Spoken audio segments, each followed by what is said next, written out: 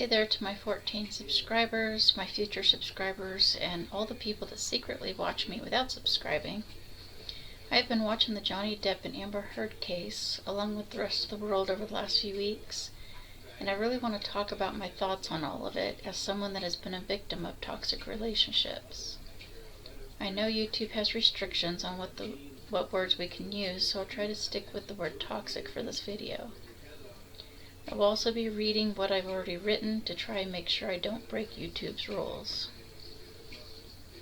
Before I get into it though, I want to let you know that I will put timestamps in the description below for those that only want to watch certain topics, video clips, or even just the funny stuff. There will also be links to all the parodies that are sampled here. So why is this case so important to Johnny and the rest of the world? First, over the last several years, obvious lies as well as potential lies have done a great deal of damage to Johnny's reputation. I really don't think he cares if he wins or loses, he just wants his side of it told, which him and his lawyers have done an amazing job at doing. He has shared facts that never needed to be shared just to get the truth out, and that takes a lot of bravery to do. Second, people really need to understand that men can be victims too, and that women can be instigators. For far too long, people automatically assume that when toxic relationships are talked about, women are the victims and men are the instigators. I've personally seen the opposite many times. Men need to know that it's okay to come forward and seek help. Now, the first video clip might seem insignificant to some, but I've seen Amber do things like this several times. When she wants us to believe that Johnny did something, she uses motions like she's the one doing them, often, instead of the one observing that something happened, or even the one it happened to. This clip is just about painting, but she does the same thing when it comes to pulling her hair, hitting, throwing things, etc. When Johnny describes things, it's obvious with his body language who actually did them. It was navy blue paint and then brown paint. And then it was, on the walls, on the lampshades. Amber goes on to explain on an audio recording while arguing with Johnny that she starts physical fights and commends him on leaving instead of being physical back. Wait, I'm sorry that I didn't hit you across the face in a proper slap, but I was hitting you. It was not punching you. Babe, you're not punched. Don't tell me what it feels like to be punched. You know, you've been in a lot of fights, you've been around a long time. I know. Yeah. No, when you fucking have a close... You didn't get punched. You got hit. I'm sorry I hit you like this, but I did not punch you. I did not fucking deck you. I fucking was hitting you. I don't know what the motion of my actual hand was, but you're fine. I did not hurt you. I did not punch you. I was hitting you. How are you? What am I supposed to do? Do this? I'm not sitting here bitching about it, am I? You are. That's the difference between me and you. You're a fucking baby. Because you started... You are such a baby! Grow the fuck up, you Johnny! Started physical fights? I did start a physical fight. Yeah, you did, so I had to get the fuck out of there. Yes, you did. So you did the right thing, the big thing. You know what? You are admirable. I think this might be part of the same recording, but it's very clear that she's making excuses for hitting him. He accidentally scratched her toes with the door. When he checks to see if she's okay, she hits him in the head with the door. Might or might not have been on purpose, we'll never know, but then she admits that she intended to hit him afterwards. I opened the bathroom door when you were knocking on it. After a few times I opened, and you just kept going. You just kept going. I tried to close the door 3 times. Please, just don't, and then wait, and then I accidentally, I swear, when I was trying to close the door, I guess it scraped your toes. I didn't mean to do that. And I bent down, and you either pushed or you kicked. I think you kicked the door. open. I mean, the door, more open, so that it would hit me. And it hit me. I didn't mean to. I didn't know that. It hit me in the fucking head. But I did not mean to do that. I don't know what you're talking I was about. bent down behind the door. I did not do anything to her. I did not kick a door or push a door so that it would hit you. I did not. I swear that I don't even. That did not. It was not my intention. I think I remember when the door scraped my toes. I reacted, but this whole the door thing. I remember. I never did that. That wasn't on purpose. I might have done it on accident. Okay. But so let's say that was an accident. I then stood up. I don't even know if I said. I mean, I might have said like, "What the fuck?" Whatever. Because I'd just been hit in the head with the fucking corner of a door. I'm so sorry. I did not. I'm sorry. And then I stood up.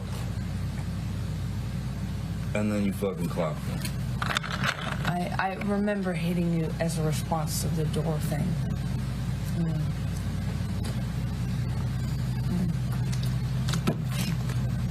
And I'm really sorry about hitting you with the door or hitting your head. I did not mean to, nor... You didn't mean to hit me in the head with the door, but you meant to punch me in the jaw. I meant to hit you, and I did not do this thing with the door. I do remember, I did mean to hit you. So that you didn't mean?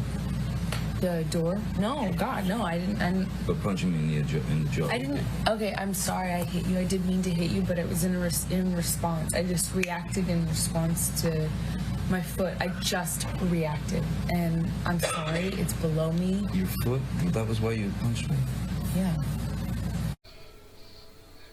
When she was questioned 6 years ago about the incident, she clearly thought it was funny. In testimony this month, she claimed her smirking was because other people in the room were making her smirk. But at the moment she rolls her eyes, she's not looking at anybody and seems amused by the recording, which makes me believe she hit him in the head with the door on purpose, and she thinks it's funny that he believes her apology.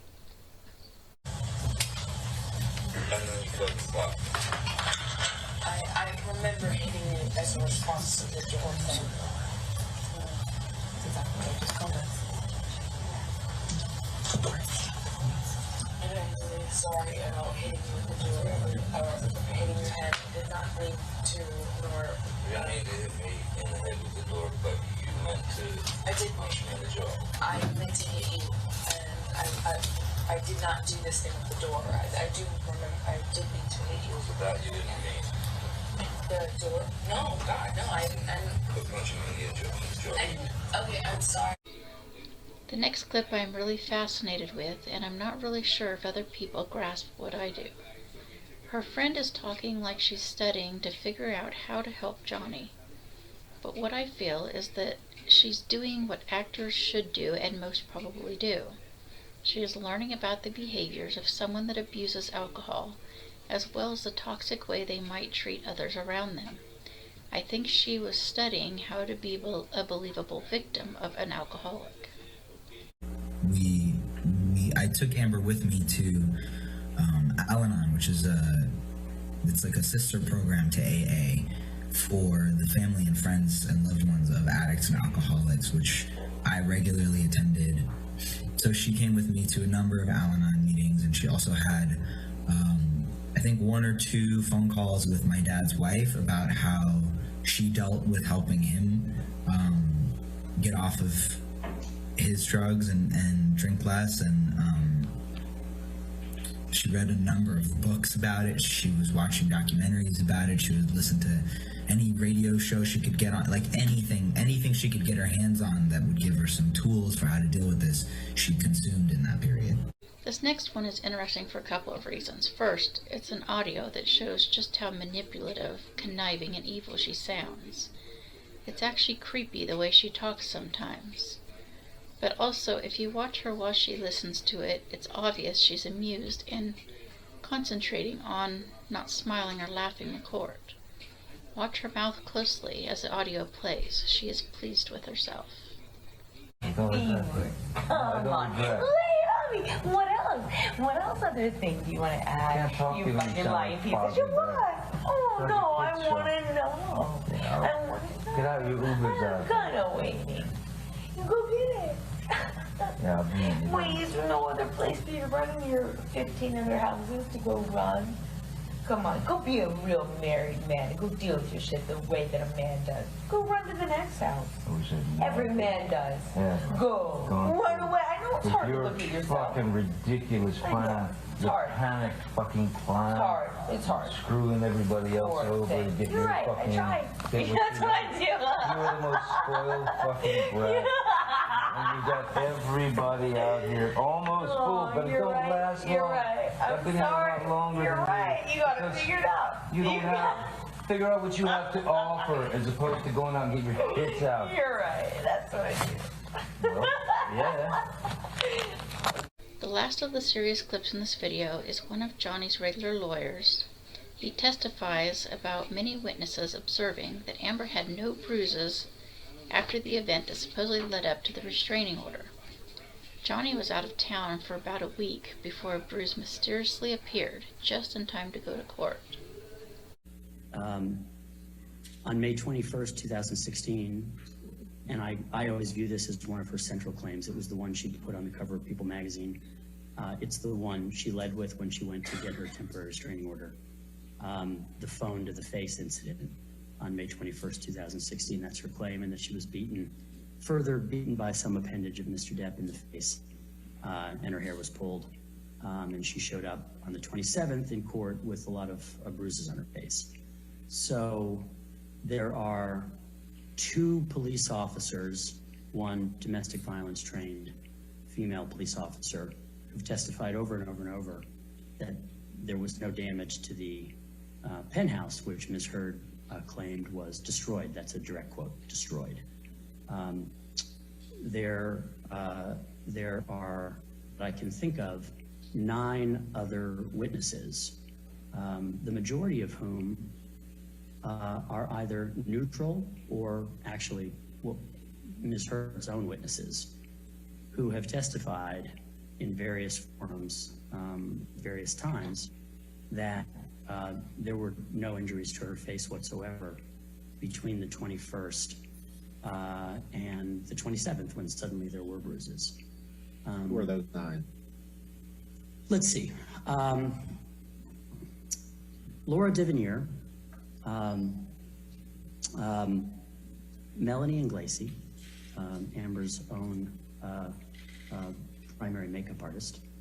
Laura Divinier was Ms. Heard's assistant and decorator, and now works for Elon Musk. Hilda Vargas, Mr. Depp and Ms. Heard's at the time housekeeper. Samantha McMillan, who was Ms. Heard and Mr. Depp's stylist, a good friend of Ms. Heard's. Isaac Baruch, Ms. Heard's and Mr. Depp's friend, close friend, and Ms. Heard's neighbor in the penthouses. Okay, so continuing on, the witnesses, a list of some witnesses to the 21st, to her claims of violence and damage to the apartment. Trinity Esparza, who was the head of the concierge desk at the Eastern Columbia building, and a friend of Ms. Heard's also. Cornelius Harrell, who I think also worked for the concierge desk, or in any event worked for the Eastern Columbia building, and met with Ms. Heard on the 22nd of May, which meeting was captured on CCTV also. Alejandro Romero, who I believe is head of security at the Eastern Columbia building. And I think Brandon Patterson also testified about the absence of bruises. And I should even distinguish, because we're talking about the notion of a hoax, I should distinguish these people specifically have given testimony that Ms. Heard was uninjured between the 21st of May up into perhaps the 25th or 26th of May, and then of course she appeared bruised again on the 27th. Some of them have testified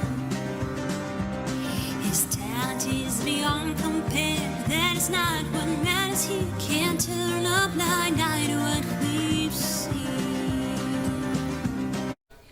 And finally, just some random clips I found in case anybody wants a few more laughs. If you want to watch the TikTok reactions to her dog stepping on a bee, click the box on the screen.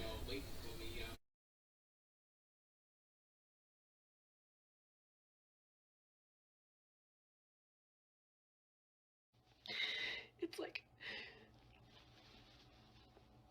after everything that I've made up, that I've been through, and after my dog stepped on a bee, and the carpet being so filthy, so dirty, this is how people want to treat me.